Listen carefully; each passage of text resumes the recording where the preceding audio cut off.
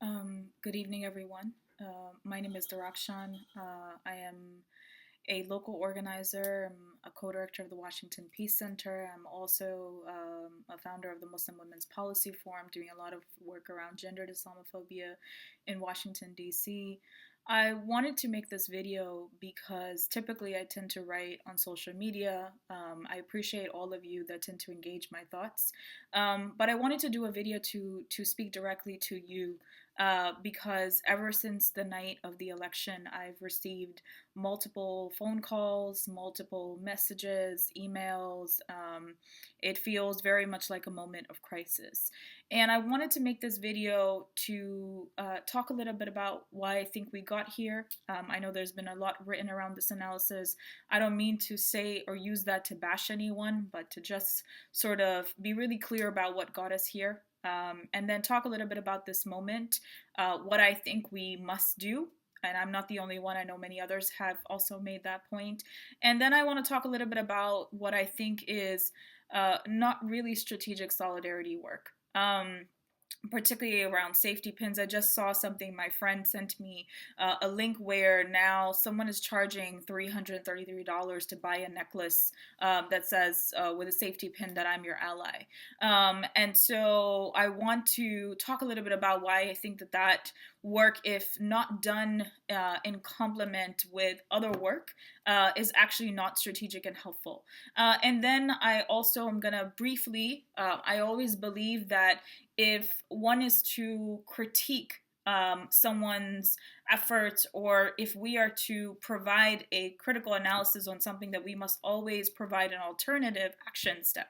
And so as a result, what I did is I compiled a list of organizations across the board that I've been privileged to either personally know people who work there, or come across their work, have benefited from their work, have partnered with them in some way, or have seen them do great work. It's in by no means a comprehensive list, but it's about 20 organizations that I sort of put together and put links to their websites, and I will share them as part of this video that I will share with you, because I want to be also, I'm putting on sort of my organizer hat in this moment, that I don't want to just leave at the analysis piece, but I also believe that mobilizing means that we give folks opportunities. And so if you're someone who is well-intentioned and you are looking to do something and you wanted some more direction, here are some organizations that I have put forth.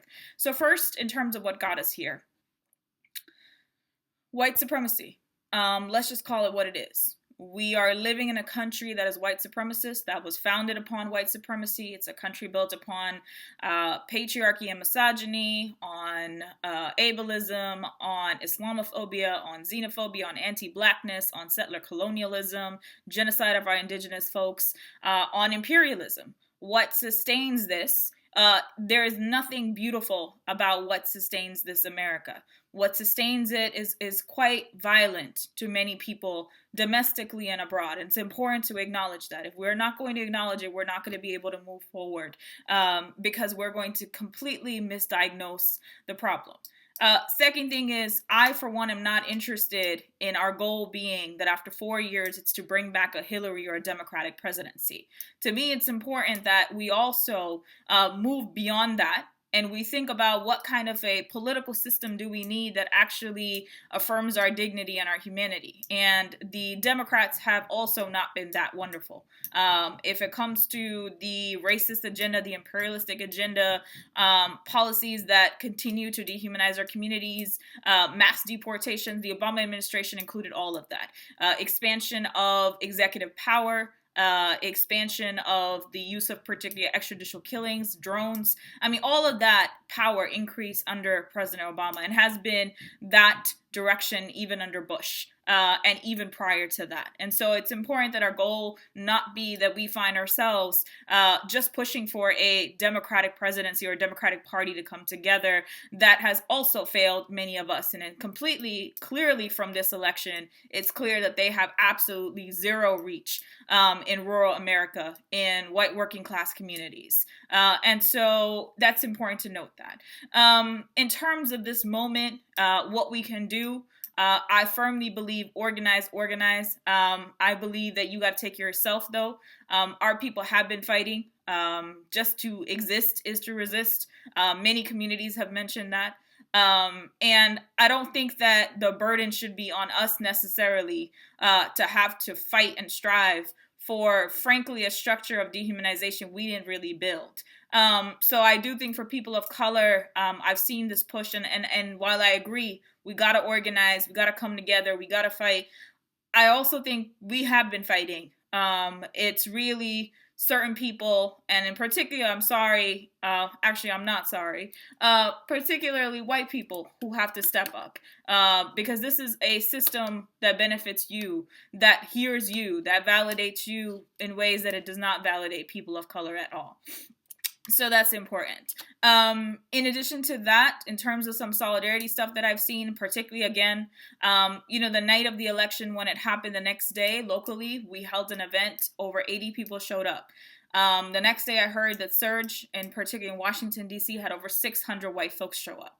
So there's definitely a moment, a politicizing moment, where newer folks are coming in, newer folks who are protesting. And at this moment, how you engage, how you come together, how you mobilize, how your involvement, how dedicated you are to this involvement, how much are you willing to also learn.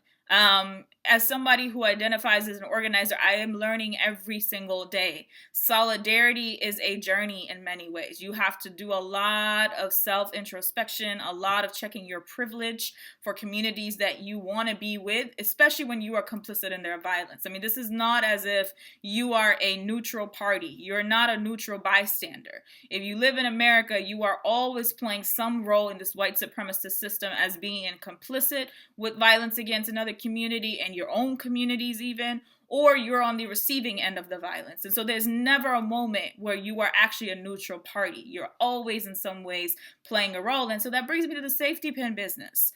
Look, if you're already doing something as a white person or a person of color, well, actually, let me focus on white people for this one, not people of color. White people, if you're already doing something, this is not for you. If that safety pin is in addition to the work that you're doing, wonderful. Whatever you want to do. This is for white folks who think that wearing a safety pin is the answer. Look, safety pin is not going to save the fact that Donald Trump is out here appointing extreme white supremacists to his cabinet. It is not going to address the fact that the right wing has been empowered and emboldened in ways it has never been empowered and emboldened in at least my lifetime. It's not going to save the 2+ million folks that are actually going to be deported, that are being risked for deportations. It is not going to fix the buildup of, again, the prison nation, mass incarceration. It's not going to fix the ways in which law and order is going to be used to rip apart communities in this country. It's not going to help with the extrajudicial killings that are going to happen via drones and the U.S. military buildup and bases. That safety pin that's worth less than $1 can't even fix nothing. I don't understand what it will do. Now, I get some of y'all want to be involved. So because of that, I've included this Google sheet, and particularly 2 organizations I'm going to point you towards. One is Surge, showing up for racial justice. They have different chapters all across the country, but at the minimum, they have a website. The website has resources. Read up. Read up on how you can show up in a better way when you are in a multiracial space. There are so many instances. Good, well-meaning white people. Someone who does solidarity work. Y'all trigger the hell out of people. You take up too much space sometimes. You are told that your voice is necessary, so you will speak, as always. And so it's important that you read and you learn a little bit more about how to step up in a way that actually we can build together, that we can trust you. Solidarity has to be transformational. It has to be about structural shifts. You can't dangle your structural white supremacist power in front of my face and tell me, look, I think you belong here. As a Muslim immigrant woman, I can tell you there are times where white people have walked up to me and said things such as, look, I think you belong here. You really do. Can I give you a hug? And here's my sign. I'm going to give you the side eye. And I hope you don't, and I don't care if you get pissed off at me, because that's the other thing. You're expecting me to be thankful for everything that you do. And I'm going to tell you why to me that is quite triggering when white people tell me, I think you belong here. Number one, the only reason as a white person that you have the power to determine who belongs and who doesn't belong in America is because of white supremacy. These lands belong to the indigenous nations, the indigenous communities. They don't belong to you as a white person. The only thing that gives you the legal right is the structure of white supremacy. And it is something that is not just domestic, it is global, that has given white people the right and Europeans to determine the boundaries of where people can belong, where people are seen as human, where people are seen as not human. It is time for you to actually speak up and say, you do not deserve that kind of power. No one deserves that kind of power, actually. And so that's the real disruption of white supremacy. It's to question why white people control that much legal, political power, where you get to decide who belongs. You get to decide who's human. You get to decide who has rights. You get to decide who can even be white, because we know whiteness is also a construct. You get to decide that. You get to name us into different racial categories. That's absolutely the kind of white supremacist power that has to go. So that's point number two. That means that your solidarity must be rooted in the structural shifts. It has to be material.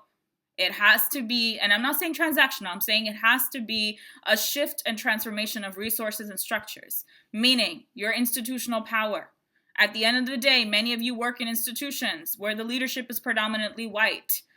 If you look at the entire makeup of the U.S. representatives in terms of the Senate, in terms of the House, it's majority white, even though America is not majority white anymore. That means somewhere you're hoarding power. It is that shift in power that has to happen. Until it is not material, until it's not resources, until it's not institutional, that solidarity work, that safety pin won't give me survival. It's not going to get food on my table. It's not going to help people who are going to be hit economically, including white folks. Okay? So that's important to mention that. And then finally, in terms of the groups and organizations that I've included in that Google document, again, by no means am I saying these are the only organizations out there. There are two in particular that I have pointed out for white people. One is Surge, and the other is the Rural Organizing Project. If we look at this election and we look at particularly how rural America voted, they voted red. Now, we can make an analysis around the fact that, yes, they are racist, they're xenophobic, they're Islamophobic, it's intersectional hate, absolutely. But I think the link that we have to make is that these are communities that have grievances, where the promises of white supremacy, of white entitlement to dignity and to jobs and to security is not materially realizing for many folks, particularly who are suffering, who are the white working class and the white poor. But rather than diagnose and put the responsibility and the cause of that grievance on the system of white supremacy, and which is deeply tied to our neoliberal state, which is deeply tied to the capitalistic system, the blame is being placed on Muslims and immigrants. This is why Donald Trump's narrative was so powerful. He said they're taking jobs away. We're not taking jobs away. Guess what? It is the demand for cheap labor that is actually taking your jobs away. It is the demand for, at the end of the day, in order to sustain this wealth disparity, it means folks are not getting paid. It means labor is going for free. That is what is actually taking your jobs away.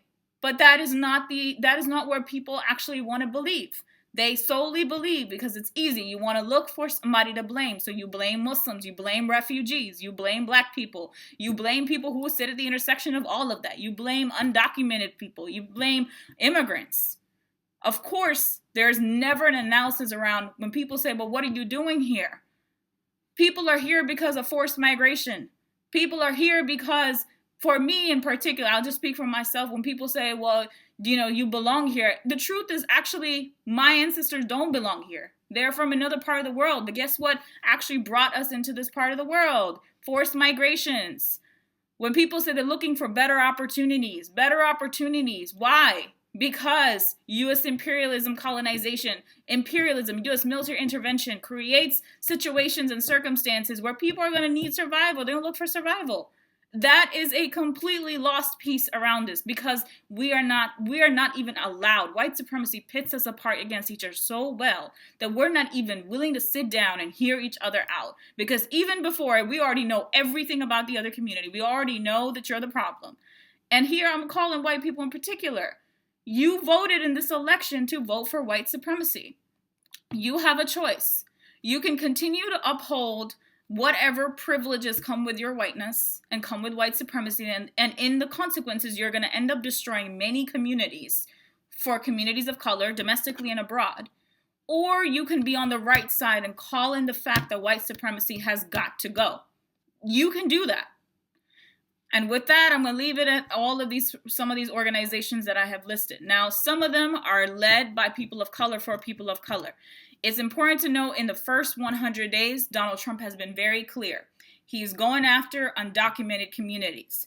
This is really important to remember. There are organizations I've listed in there, like Drum, like Baji, like United We Dream, like MLove, Many Languages, One Voice. It's a local group doing work. We got to show up for these organizations and provide them support, because people are going to need help. They're going to need monetary support. They're going to need people coming through when ICE comes down to do its raids, when these private prisons, even state prisons that are holding undocumented folks as criminals, we're going to have to show up. And so there's some organizations there in particular that I'd say that if you are living in a place where, look, you're just like, hey, I'm not interested in, I don't have the time, I don't have the capacity, I got to work, I got to do whatever. Your funding, your monetary support is huge. I'd really urge you that you fund these groups, that you give them money. And you don't have to give them, if you can only afford whatever you can afford, whatever is valuable to you, please give it. One advice I'm going to give, because I've given many organizations listed down there, I'm a full believer that it is local power. It is that local investment that actually is going to return some serious transformational change. And so if you are looking just to give, if that is all you can do, if you cannot actually personally get involved, you can pick and choose between 2 to 3 local organizations and become a donor. Become someone who's a monthly sustainer, meaning rather than going and spending maybe another night out with your friends and buying, 4 lattes or something, you can put that money towards a $15, $20 contribution a month, if that is all you can afford. And you can pick a few organizations to give that money to and be involved. So I really want to push you that there are many ways to be involved. You can provide the concrete material support. You can get involved with some of these networks that are coming together that in their goals are multiracial, but understand that some of it has to be within our own group so we can unpack certain things, and then we can show up with much more of our wholesome together. And then there are multiracial spaces, definitely. There's a whole host of things. It's all across the country, different groups. Again, by no means is this comprehensive. If y'all know any other groups, please email me. Please let me know. I do like to end things on an optimistic note. I do know for me that I particularly come from communities and a lineage of folks who survived violence and displacement and war and colonization and white supremacy and saw it defeated. That doesn't mean they didn't pay a price. They paid a very significant price. But I believe that we do have histories of resilience, of thriving within us. And I do think that we can use all those lessons at this point. But that is not to, again, at all minimize the terror, the shock, the pain that people are feeling. That is all real. Take time, take care of yourselves. Don't feel like you have to save the entire world. And so with that, I'm going to end it. Thank you.